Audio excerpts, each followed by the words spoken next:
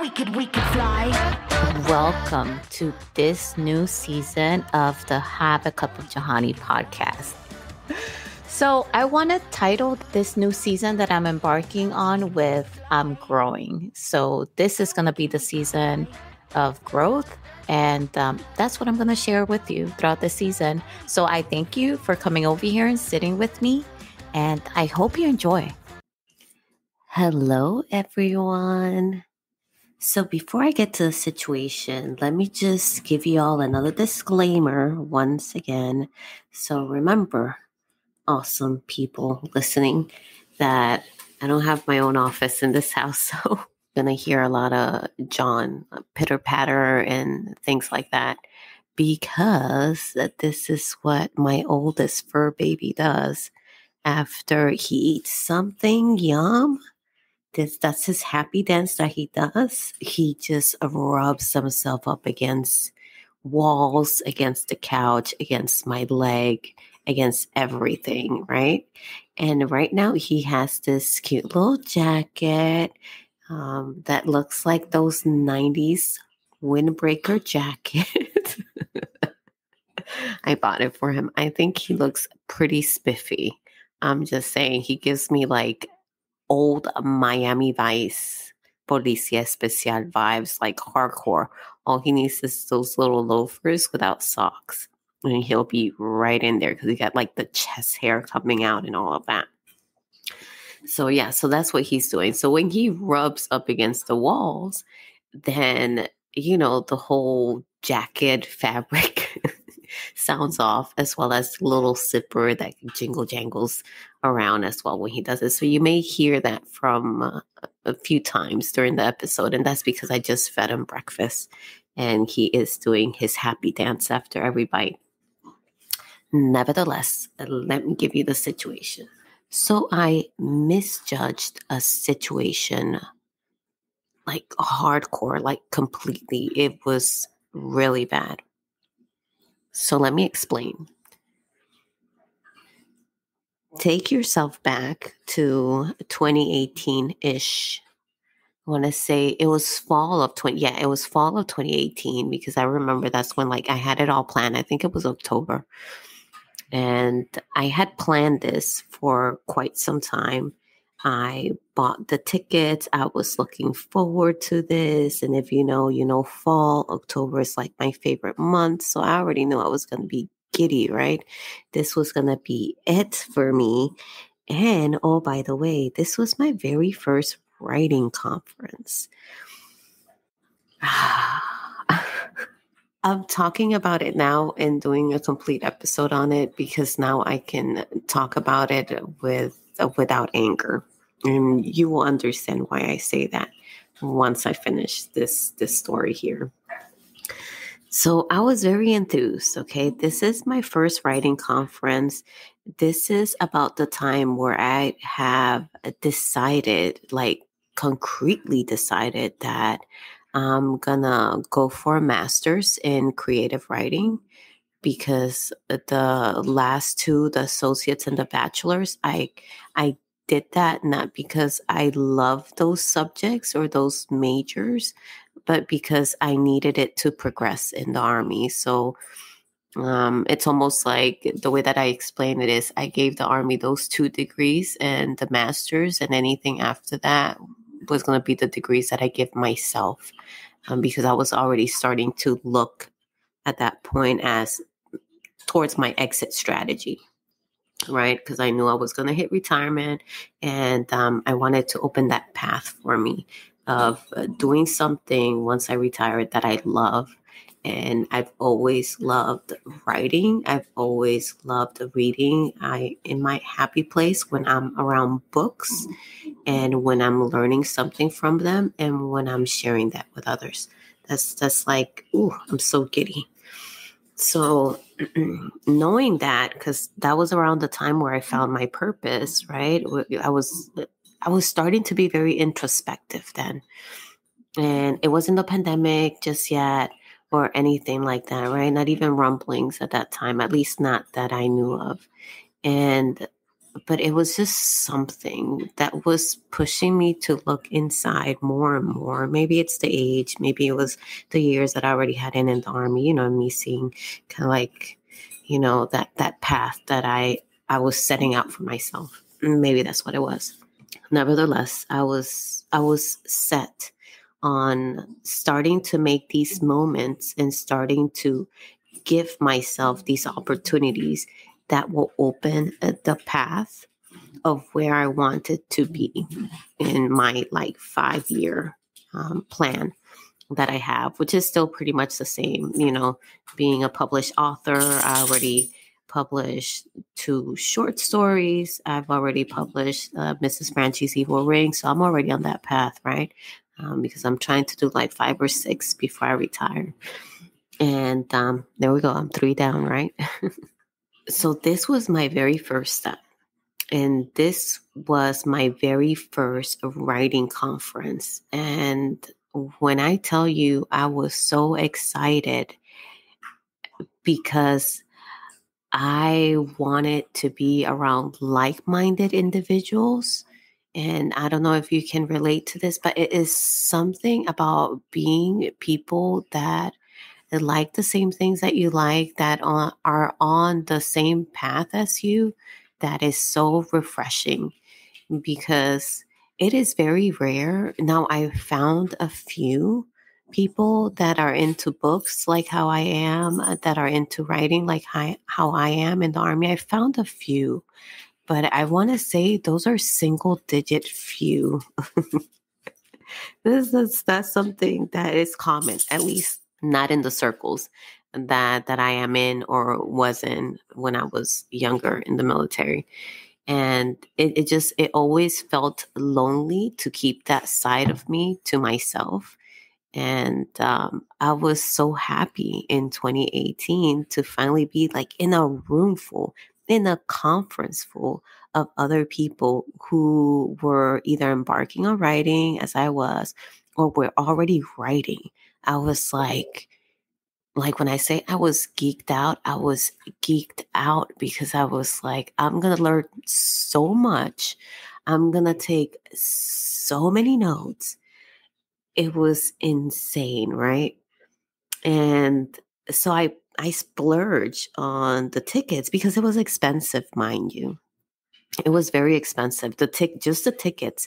I'm not even talking about the flight, the hotel, and then the rental car, because I had to pay for that because the writing conference was in California. And at that time I was stationed in Wisconsin. So I needed to do all those accommodations as well. So it was quite a grip to pay for this. But this was me, and I don't regret it. This was me investing on myself. And I highly encourage people to do that. Invest on yourself, because that money is gonna just pay you back in full more. So, and that's what I did. I made that choice. I invested on myself, and I was really going into this event, this conference, thinking I'm gonna learn a lot. And I was even thinking well, maybe I don't really need a master's, right? If I can just hit up conferences. That was in the back of my head too. I didn't want to admit that, but that was in the back of my head too, because a master's degree, in my defense, a master's degree is a big investment, not just in money, but in time, folks. And remember, I'm full-time in the military, and I'm a senior leader at the time and currently. So it's I knew I was going to have to cut a lot of my own me time to decompress, or just to have fun. Shoot. I was going to have to cut that probably in half or a little bit more when I was embarking in this master. So it was something that I was hesitant in. So, okay, I guess I lied. I wasn't really set on this master's during this time. I was looking at the writing conference as this little hope that, oh, maybe I learned everything that I need over here.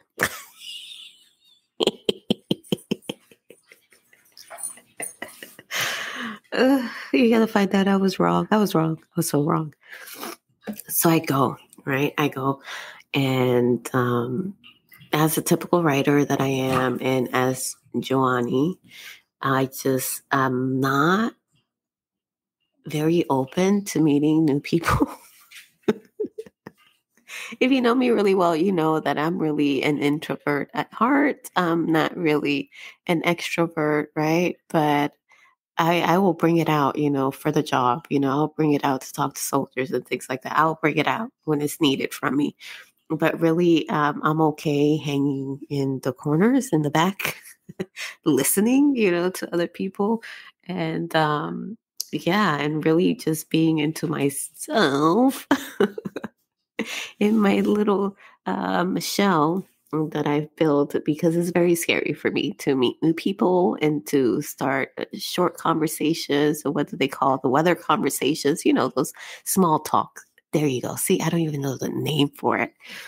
Yeah, so I don't like that. I like, if I talk to somebody, if I have approached you and talked to you, just know that I really wanted to talk to you. I really had something to say to you, because I don't do small talk.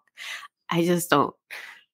Even if I go like, how was your weekend or something like that, I was really interested in knowing that, or else I wouldn't have approached you. I would have just like gone about my way or just said hello.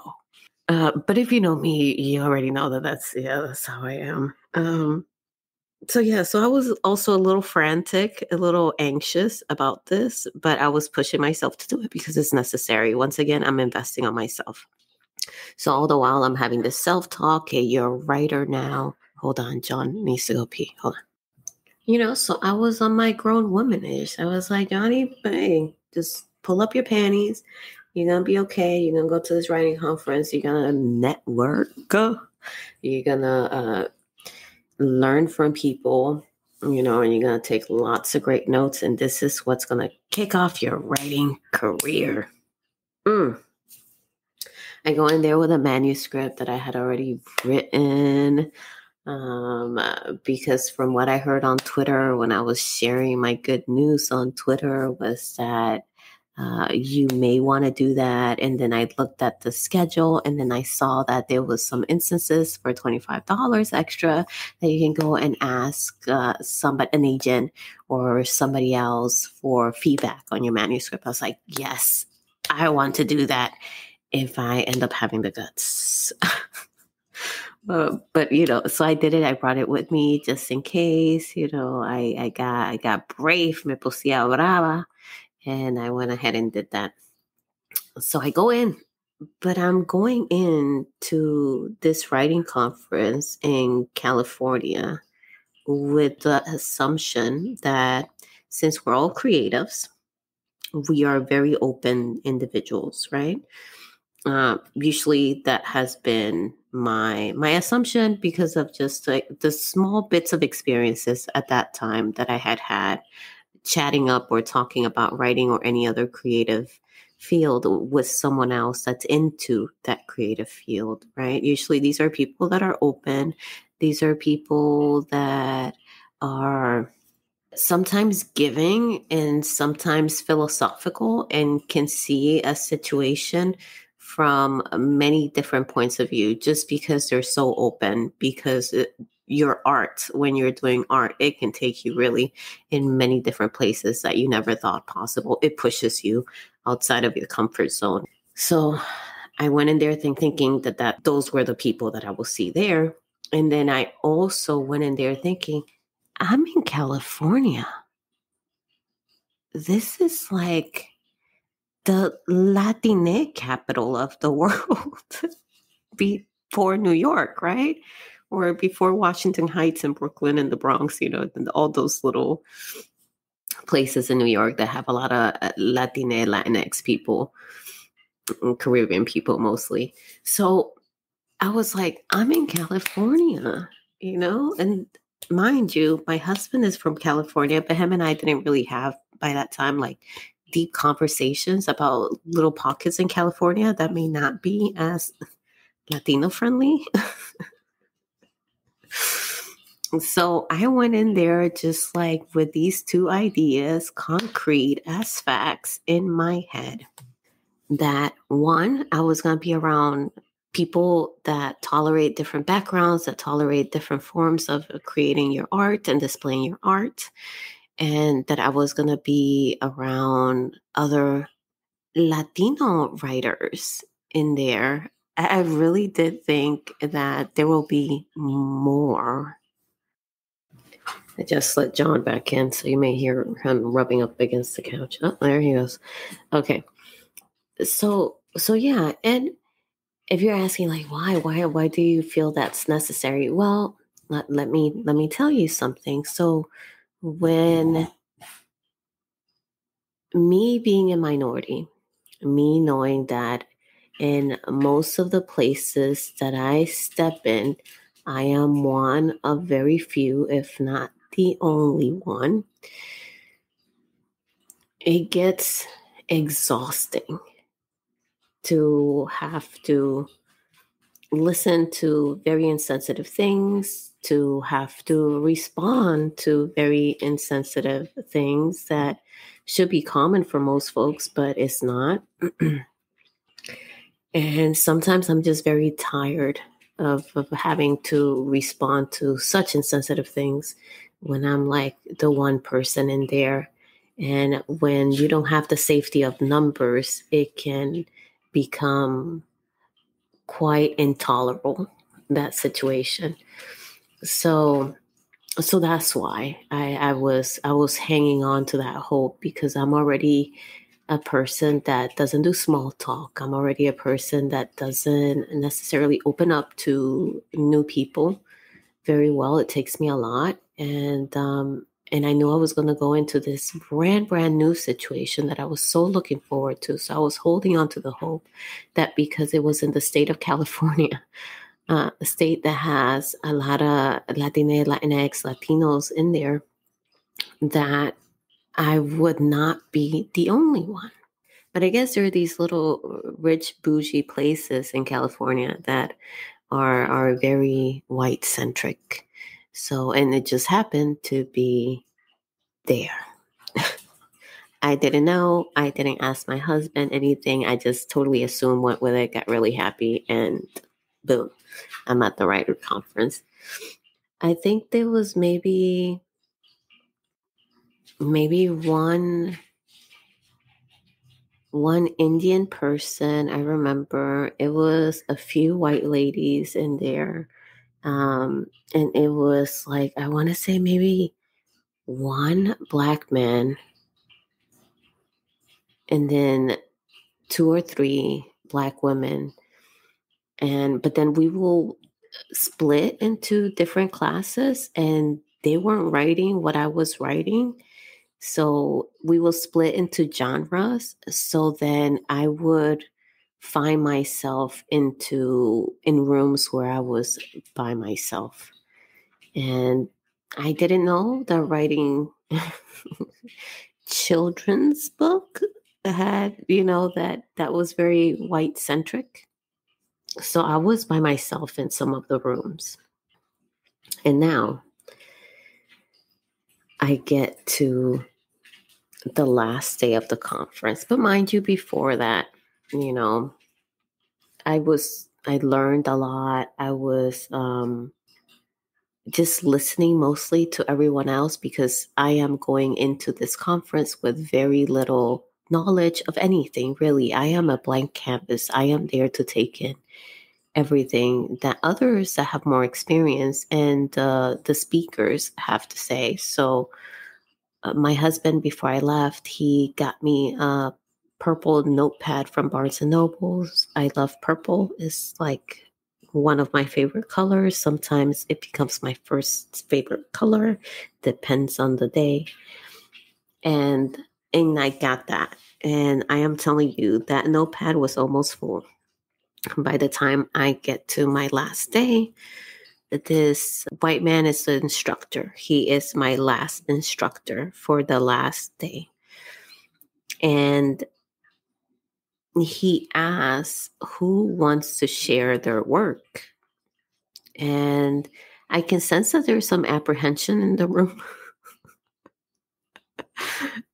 Me not knowing anything and being like super optimistic about being there and also about sharing my writing with others and wholeheartedly not expecting what would come from the feedback that I get, right? Because surely I'm in a writing conference with professional writers. You know, how bad can it be? I've gotten criticism all the time. I'm in the military, for crying out loud. It's like we AAR a lot of things. So I give them my manuscript or the first chapter, I remember. So I give them the first chapter, and the speaker instructor, I don't know what they were called, of the writing conference, he puts it up and he reads it and everybody else reads it and stuff like that. There are no other minorities in that room, racial wise, right? And he looks at me and it's like everything just slows down. And he tells me, I would be very careful with having this many Spanish words in your manuscript. And I'm like, I remember I opened my mouth, but nothing comes out, right? Nothing comes out because I'm like, it takes me aback. I was expecting feedback on a lot of things: the plot, the environment, the dialogue, you know, not about having Spanish words or Spanglish in my manuscript. I really did not see that coming, folks. I did not at all. Because once again, I'm like in a room full of open-minded people, right? That just display their art in like various forms and tell these stories, and they conceptualize it in various different ways, right? So surely we can discuss grammar, but we're not going to discuss like me mixing languages in there, right? I mean, when I've seen books that like make up whole new dialogue in languages in sci-fi, right? Of a different species and all this other stuff, right? So surely I was not going to hear anything about that. But I did. And when I don't say anything and I go back to why I feel so safe in numbers when there's others in there with me in a room. Because when I hesitate at that moment and I don't speak up, that opens up the instructor to say more. So he goes on to say that for me to make it in this industry, in the writing industry, I will need to take a good look at my writing and decide whether I want this published in Latin America or I want this published in the US. And to pick which language I'm going to do it in. And when I say I felt like shit,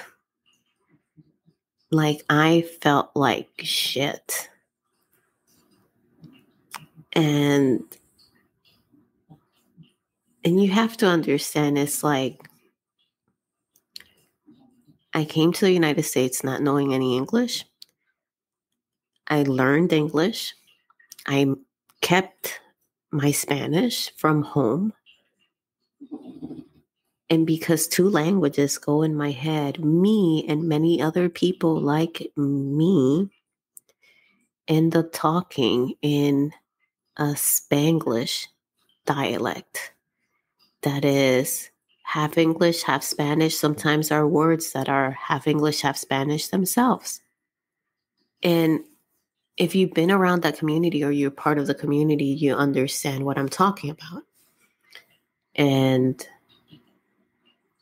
if you know that when I write, I tether into the things that I've lived and I tether to the my environment and what makes me me and my identity, and I just spill that into my story, then you will know that that story should be acceptable. And when somebody is rejecting that, it's almost like a rejection of me. I've gotten better at getting criticism, but here's a caveat, folks. That was not criticism. That was, I don't even know if I call it microaggression. That was discriminatory towards people that have English as a second language, that even who have characters in their books that portray that as well. And it's almost, when that man told me that, it was almost as if he invalidated my experience, and he invalidated all the people that live in communities that I've lived in, that talk the way that I talk and communicate the way that I communicate, because that's what I was portraying here. But those were the characters, those were the people, that was the environment that I was portraying here. Why? Because I wanted to shine a light on them. Why? Because I wanted to see characters that are like me and like the people that I love be in forms of literature. That's why. So when he tells me that, because of the way my story is, I need to make some choices of whether my story needs to be in Latin America or here. Just think about that. It's like ni de aquí ni de allá. Like, I can't be in either place. I should be able to be in all the places. And I hope I'm explaining myself well. But that's how it felt at the moment. And that's why I stayed quiet, because I felt so attacked personally when he told me that, because he wasn't just attacking my story, right? I would have been okay. He talks about the grammar. He talks about, and I was fully expecting that. I'm not a grammar queen by no means. And I was okay with getting feedback on the technical aspect. But it's almost like you're telling me the soul of my story is not acceptable here. That story that you wrote is not acceptable here because of the way that you chose to write it. He invalidated my language. He invalidated just my being and the way that other people, once again, that I love and respect, live their lives as well. So just that hesitancy that I had in responding opened him up to say that.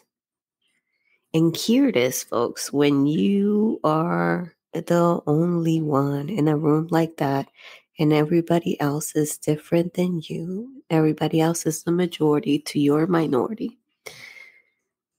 When a person in power, air quotes, right, say that, which was this instructor had power in that room, right, then that opens up everyone else to say something like that, because now he okayed it. So what happens? Well, the lady next to me, who has been very, very kind and everything, talking, chit-chatting and stuff like that. I have half an ear, listening to her, and, half an ear trying to pay attention to class. I can tell she's like that rich, grumpy kind of lady that lives in the area. And she confirmed that, because she told me she lives in that area.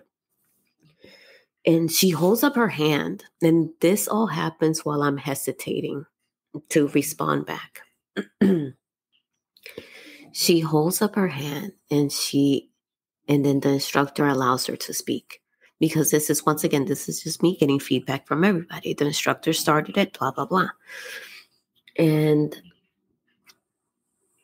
she prefaces what she's going to say with, I love my maid. My maid is a Latina. I'm not joking. I am not joking. My maid is a Latina, and I wish I can understand what she tells me. I love her like a sister. She's like a sister to me, she says. And I wish I can understand, like, I want her to teach me how to speak it. But I agree. If you're going to put this many Spanish words in your manuscript, then you may just want to sell this manuscript in Latin America and not here. Because we're in America and here we speak English. And you're not going to get anybody to buy this manuscript.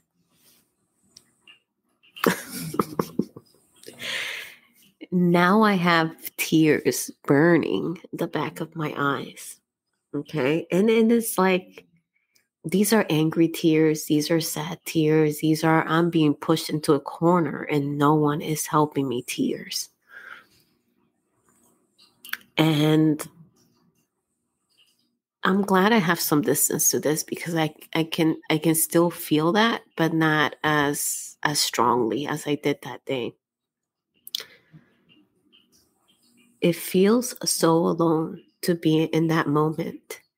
And it's almost like my biggest fears came to life right in front of me. And it's like the white ladies in front of me, they notice that, like, I'm brimming with tears. I'm close to crying. And I can tell that they want to say something, but they don't. And that's the thing when you're in moments like this, that for those people that are like, I'm an ally, or, I want to help out and stuff like that. Just know that it takes you going against people that are just like you, the majority, to back up the underdog. And that takes a lot. And that takes a lot. And they didn't have it in them because I could tell. I was looking at them. Because remember, like, when I'm like this, I'm like in this fight or flight mode. And it's almost like being deployed all over again. And things just go by in my head really slow. And I become very aware of the room. And it's almost like I can see like the most minor, smallest of things in the room, just because it's almost like it's not superpower. It's just my adrenaline going crazy, and that's how it felt at that time. I was beating myself up internally while I was hesitating. Because in my head, I'm like, no, this is not happening. This is not happening. I'm fighting with myself about the reality that, yes, somebody is being discriminative towards me in a room and I'm by myself and no one is sticking up for me. And it's so hard to believe, even though I've been in situations like that before. It's just every time it happens, you're like, shit, is it really happening? And it's like, I have to kick myself and be like, Johnny, yeah, you got to do something. No one is going to save you. So that's what I do. I finally speak up and I'm like, then you're not my target audience. I don't know where that shit came from because I didn't know anything about anything. But once again, it's just that flight or fight mentality. And I knew that I couldn't just run away from the room because my pride. So I just had to stick it out. And I said that. And when I said that, then the white ladies in front of me, they started nodding and then they echoed that. And it's almost like me sticking up for me gave them the strength to being able to help me out in that moment as well. And that's all that I remember from that moment. Because after I said that, other people, like, it became like this debate suddenly. It's so weird. I don't know why people feel like debates are okay when it comes to arguing somebody's identity. I don't understand why they think like that's a debatable subject. I don't get it. It's like if somebody is telling you, and in my case, right, that the characters are this way. The characters they're Latina, they speak in Spanglish. This is normal for them. This is normal for the environment that they're in, right? I'm telling you, these are the identities of my character. This is the norm for them. This is their world. Shit, we make up worlds with elves in it and blue people and all that shit, and it's almost like you tolerate that. But God forbid if somebody's world is realistic to a little Washington Heights neighborhood in New York, and all of a sudden you're like, oh, no, no, no, no, no. That doesn't sell. No, no, no, no, no. That's not normal. So don't debate somebody when they tell you who they are. In my case, if somebody's telling you this, my character is this, my character's background is this, they come from this is their environment, this is how they speak, that shouldn't be debatable. That you shouldn't, like, it should be like, okay, let's discuss something else. Let's discuss a technical aspect in your book. Let's discuss storytelling in your book, right? But yeah, it became this whole debate, and I honestly just tuned everybody out. And I think it was because I just felt pushed to a corner. I really was in that fight or flight mode at that time. And I don't remember anything else that happened. I just remember kind of like after that moment, I closed my notebook because I knew like my brain was so fuzzy. It was like so many things buzzing in there that I didn't have any mental capacity to write anything down. Like I wasn't hearing. I was hearing, but I wasn't listening. That's the right way to put it. And because I wasn't listening, I wasn't capable of taking any more notes after that. But I know there was other people after me because I was the first one. And after me, I believe that there was two. And once he closed the class, like I packed up my stuff so fast. And I remember the white ladies in front of me kind of like giving me these pity looks. And I hate that. I hate that. Oh, I hate that. Don't give me your pity. That's always been my thought. And that was my thought at that time. I don't need that. I don't need your fucking pity. I don't. Just fucking do what's right. That's all, Like, I don't need people feeling bad for me because I am who I am. My identity should not be something that people feel bad about.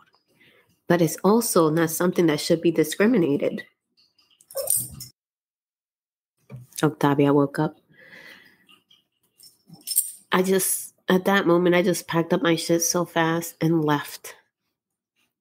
And I remember like everybody, because I was the last class on the last day. So people just hung around and they mingled and, started like interchanging numbers with each other.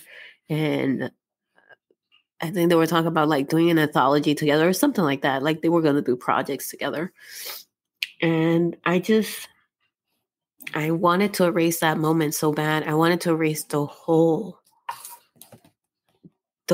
writing conference from my memory. And it's something that I'm really good at. When I go through bad experiences, I just kind of like erase it, put it in the back of my mind and never think about it.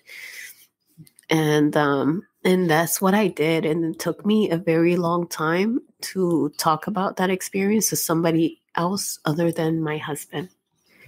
Because when it was so recent and I will talk about it, it will create a lot of emotions in me that I was not able to unpack then. And I didn't have the time really to unpack it. And I just didn't want to deal with those emotions at the time. But when I left the class and I got out of the hotel where the conference was taking place, I remember my car was at the bottom of a hill. It was very hilly there. And oh my God, it was like I was running to it. It was so bad because I was trying to beat the tears from coming before I locked the door. And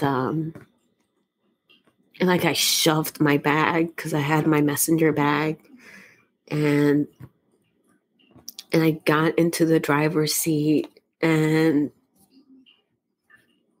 I started fucking bawling. And then I called my husband because I just felt like so heavy. Like I needed to talk to somebody because it was just so heavy, And I think talking to somebody at that moment, I was like, it's going to help me release some of this and at least release it enough to where I can fucking walk in my hotel because I wasn't staying at that hotel. Thank God I didn't make that choice. Because I needed to be able to walk into my own hotel with some fucking dignity at the very least and not look like I just fucking cried my eyes out. So yeah, so I completely misjudged that situation. But it taught me not to assume certain things.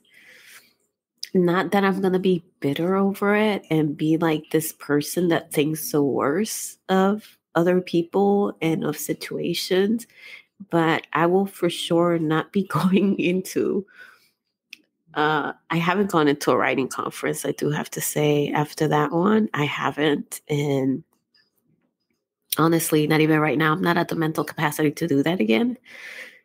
It will take a few more years. It will take a few more years. I don't think I'm fully recovered from that. But I know, like, if I do another event, let's say not a writing conference, but something else, I will be more open-minded in my assumptions and not hold myself to a certain assumption about a person or a place. Kind of like be loose with it, right? So that way things don't catch me off guard, because looking back at it, it was a slap to the face when this happened to me. That's what that was. And I equated to a slap in the face because it was shocking, because I didn't expect it then. I've stepped into many places where I expected it and I had my guard up. Right? Because I'm like, yeah, I know for sure it's going to be some intolerant people here. I know for sure, this place, it's like this or like that, right? So when it happens, and I'm already with my guard up, I'm ready, then it doesn't hit me like that. But this hit me like that because I was under the assumption that I will be with people that feel like me, that are on the same vibe as me. And I was completely wrong. I think that was the shocker there. So for sure, I will hold my expectations lower, just be more open with it, with my assumptions, so that way this doesn't happen again. But if you're listening to this, okay, and you find yourself being that white lady, right? Like the one that I had looking at me, jump in there. Jump in there. That person needs you. They may look strong. They may look angry. They may look like they have that shit on lock. Jump in there. They need you. Because inside it's a whole different story. All right, people. I will catch you on the next episode. All right. Bye. Oh, we could fly.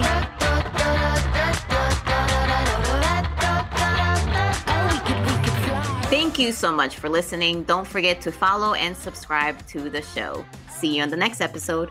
Bye. Oh, we could fly.